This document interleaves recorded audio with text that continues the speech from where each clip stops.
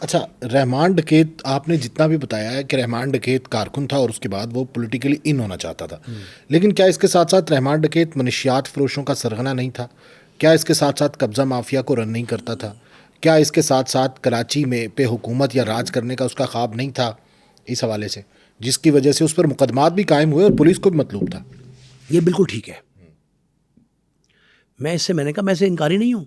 उसकी मुजरिमाना ज़िंदगी जो है वो हर गरीब शख्स जो गुर्बत की लकीर से नीचे होता है, अमारत का जब सोचे तो जुर्म की तरफ पहले जाता है। उसने आसान तरीका ढूंढा कि जुर्म करो और कमाओ। वो जुर्म करता रहा कराची में उसके और नाम जुर्म का भी डंका सियासी बजता। सरपरस्ती में करता था। हाँ, तो पॉलिटिकल जुर्म सियासी सरपरस्ती में करता था। बड़े बड़े लोगों से ताल्लुकात थे उसके। ताल्लुकात थे उसके, बिल्कुल कोई शुबा नहीं है। बहुत मुनासिब थे उसके, वो उसका आना जाना आम था। इवन दो रहमान डकैत मुख्तलिफ पुलिस अफसरान के ट्रांसफ़र वगैरह करवाता था। कई बार एसएचओ लगाना उसके बाएं हाथ का खेल था। और इसके साथ साथ एमक्यूएम के साथ उसकी बड़ी पंगेबाजी रही है। हाँ, अब आप समझे, ये जो गैंग वॉर है ना, लियारी गैंग वॉर, ये उन ग्रुपों की चपकलिश, जंग, लश्कर कशी, और सबसे अहम बात आपको बताऊं, भत्ता लेने की दौड़। हर ग्रोह ये चाहता था। गैंग वॉर क्या है? एक गैंग चाहता है, एक गैंग जो है वो चाहता है कि मुझे भत्ता दे, ताजिर कराची के।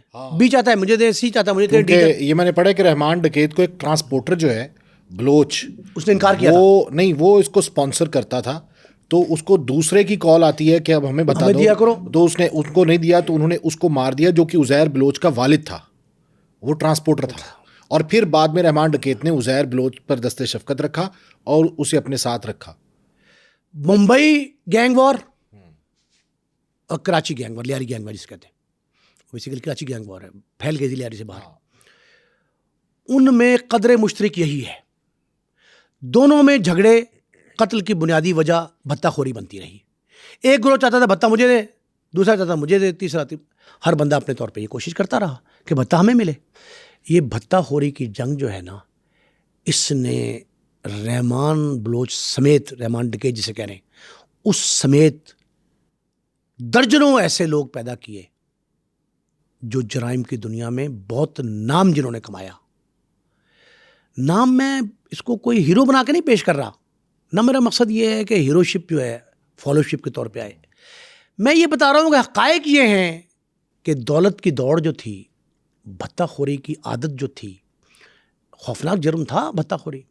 जहाँ बोरीबंद लाशें मिलती थी उसके पीछे भी भत्ताखोरी थी। जिसने इनकार किया वो गया। मुंबई में क्या हुआ था, लारंस बिश्नोई क्या करता रहा? भत्ता ही लेता है ना, वो भी अभी बॉलीवुड इंडस्ट्री से लेता है वो। उसके साथ ही सारे ये काम करते हैं। कनाडा से लेके मुंबई तक यही काम होता था। अब 700 से ज़्यादा अफराद, 720 तकरीबन, उसके करिंदे काम करते थे भत्ता इकट्ठा करते। बेसिक काम था भत्ता इकट्ठा कर। कराची में भी ये ग्रोह थे जिन्होंने लियारी गैंग की इब्तदा की थी। अब आप ये समझें कि ये एक डेरे पे कत्ल हो जाता है। रहमान डकैत। रहमान डकैत। और कत्ल कौन करता है? चौधरी असलम। पुलिस करती है। अब एक बात सुने कि कराची में लियारी थिकली पॉपुलेटेड गरीबों की बस्ती है। वहाँ के बेशतर लोग रिक्शा ड्राइवर हैं, रिक्शा चलाते हैं, अपना मिल्कियत का या किराए का। 10,000 से ज़ायद रिक्शा ड्राइवरों ने जुलूस निकाला रहमान डकैत के हक में। पोस्टर, बैनर, सड़कें भर दी। सदर, बंस रोड, चंद्रीगढ़ रोड, गिरदुनवा की सारी सड़कें, बड़ी बड़ी शाहराहें, शाहराह फैसल, ट्रैफिक स्टक हो गया। जेन्युइन रिपोर्ट दे रहा हूं पुलिस की। 10,000 से जायद लोगों ने रहमान के हक में, पुलिस की मुखालफत में, पुलिस की रिपोर्ट, एहतजाजी रैली निकाली। 1 माह तक एहतजाज चलता रहा। अब ये जो लोग उसके हक में निकले, कोई कहता था कि मेरे घर का चूल्हा ही रहमान की वजह से चलता था, कोई कहता था कि मेरी बच्ची की शादी रहमान की वजह से हुई, कोई कहता था कि मेरे बच्चों का इलाज रहमान की वजह से हुआ। अब रहमान बलोच की ज़िंदगी के एक पहलू को आप फिल्म का मरकज़ी किरदार बनाकर पेश कर दें और उसमें क्रेडिट आप दे दें किसको? अपने एजेंट को, भारतीय एजेंट को। अच्छा, मुझे कोई एतराज़ ना होता अगर ये कहा जाता कि चौधरी असलम एसएसपी कराची और उसके साथी पुलिस वालों ने उन्होंने गैंग पे काबू पाया, पे लियारी काबू कौम का पाया, गहवारा बनाया, लेकिन ऐसा नहीं हुआ। लोगों ने जितनी पजीराई मिल सकती थी इसको दी, और पजीराई देने के बाद देखें, अब ये एतराज़ है, एक एतराज़ है कि खून बह रहा था उन दिनों में, लियारी गैंग वॉर चल रही थी, बोरीबंद लाशें मिलती थी, तो पुलिस ने खून की दीवार खड़ी की। खून की दीवार को रोकने के लिए खून की दीवार खड़ी की, इनकाउंटर पे इनकाउंटर किए, एक नई खून की दीवार।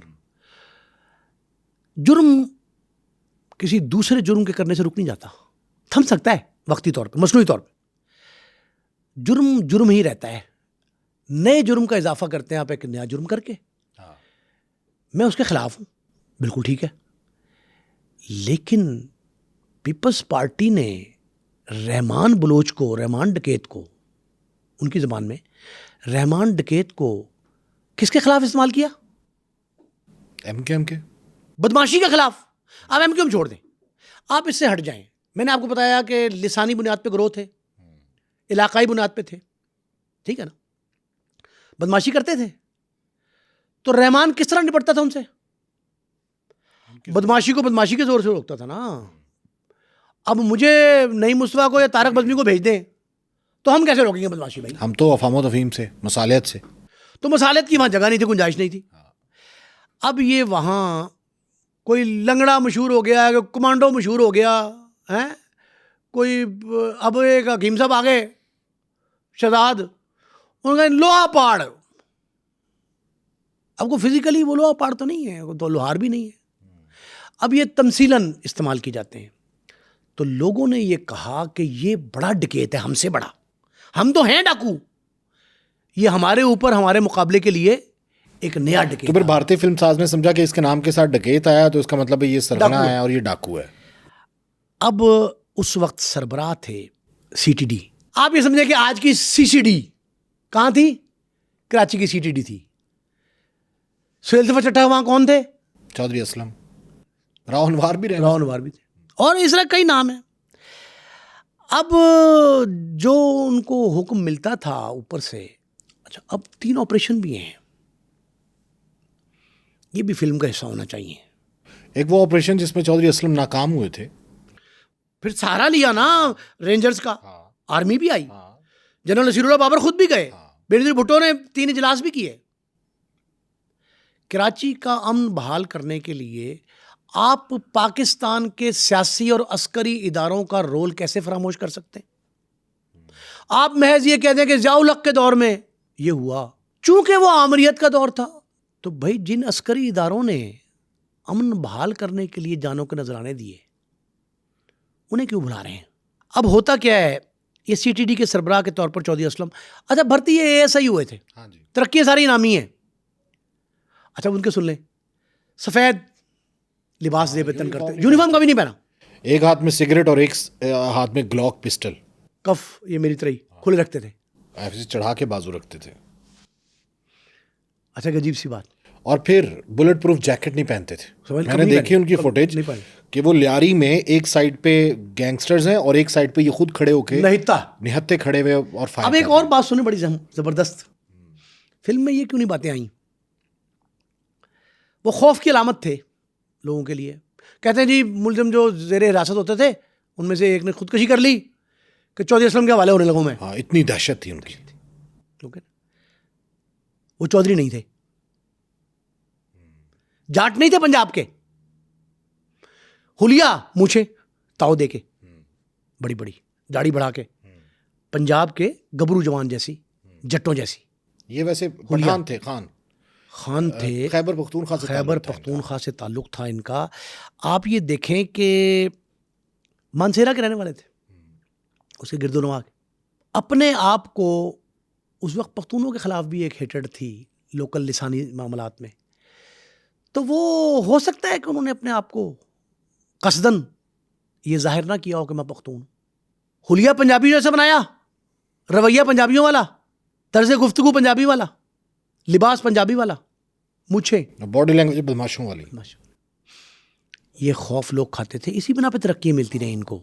ये सारी, अब वो लोग कहते हैं पंजाबी जट, और उन्होंने बड़ी दहशतगर्दी की कार्रवाइयां नाकाम बनाई हैं, बहुत से लोग बड़े पकड़े बड़े हैं। अहम वाकयात जो है, मुहर्रमुल हराम के जुलूसों के हवाले से वो हर दफ़ा आते थे और प्रेस कॉन्फ्रेंस करते थे कि इतने दहशतगर्द पकड़ लिए, और सामान सामने रखते थे। ओ भाई एक बात समझें, लियारी गैंग वॉर को लियारी गैंग वॉर ऐसे नहीं कहते, पता नहीं अभी फिल्म में कितना का है इसमें डिटेल। तंजीमों ने, पार्टियों ने अपने डेथ स्क्वाड बनाए हुए थे। अब आप मुझे बताएं, वहां चौधरी असलम और रहमान डकैत जिसे आप कह रहे हैं, उसकी जरूरत नहीं थी। कैसे जान छुटती?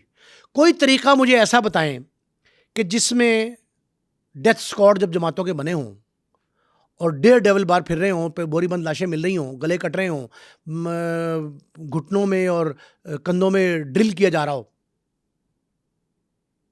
क्या करेंगे? अच्छा, फिर टॉप वन आपका ये हुक्म दे रहा हो कि टीवी बेचो, क्लाशन को खरीद लो। अब मुझे याद है जब ऑपरेशन हुआ तो उसमें कई जगह टैंकियों से, पानी वाली टैंकियों से असला बरामद हुआ था कि लोगों ने इतना असला जो है वो छुपा छुपा के रखा हुआ था। कई किचन के नीचे, ज़ेरे ज़मीन, कैबिनेट्स में, जेरे ज़मीन असला ही असला निकला था। असला निकला। रेंजर्स का एक बहुत बड़ा ऑपरेशन था। एक तालीमी दारा, उसके कमरों की जमीन के फर्श, क्लासरूम्स की, आंखों से देखा। जनरल नसीरुल बाबर ने हमें दिखाया कि आप देखें कि स्कूलों में 92 का ऑपरेशन जो था, सारे बंद। अच्छा हाँ, ये बड़ी अहम बात है। ये जो रहमान डकैत था ना, सरदार अब्दुल रहमान बलोच, ये आइडियल समझता था नसीरुल्लाह बाबर को। बहुत कम लोगों को ये बात पता है, बहुत कम लोगों को। रहमान डकैत नसीरुल्लाह बाबर को आइडियल समझता था। क्यों? क्योंकि वो एमकेएम के खिलाफ ऑपरेशन कर रहा था। नहीं, वो लियारी, नाजमाबाद और वो इलाके जो ट्रबल्ड थे, वहां मैं एक स्टिक लेके पैदल फिरता था यूं। अच्छा। कोई गार्ड नहीं, कोई सपोर्ट नहीं। हमने आंखों से, हमें साथ लेके गए वो कॉम्प्रिहेंसिव हाई स्कूल में जब शनाख्त परेड हुई है, हमें साथ लेके गए। वो ट्रेन के आगे जब लोग डाले तो हमने आंखों देखा। वो क्या वाकया ट्रेन के आगे? बताता हूं मैं आपको भी। लेकिन आप ये देखें, इसी तर्ज पे कफ खोल के, गिरेबान शिकस्ता, सफेद शलवार कमीज, बुर्राक, सुथरी, दाग नहीं होता था, दामन पे दाग नहीं था उसके। वो जो ये चौधरी असलम था, उनका भी आइडियल कौन था? नसीरुल्लाह बाबर। रहमान डकैत जो है वो भी ये कहता था कि मेरे लिए इस तरह के लोग जो कबरू हों, वो मेरा आइडियल है। अब ये दोनों बंदे जो किरदार हैं इस फिल्म का, मरकजी किरदार, वो किसको आइडियल समझ रहे हैं? नसीरुल्लाह बाबर को। उसने 2 ऑपरेशन खुद किए, एक रेंजर, तीसरा और था। 3 ऑपरेशन हुए, एक छोटा था, 2 बड़े। सिजेरियन 2 थे। वो जो सिजेरियन थे ना, उन दोनों में पुलिस, रेंजर्स और एक मुकाम पे फौज, सिर्फ एक मुकाम पे, बाकी कहीं मुझे दिखाई नहीं दी।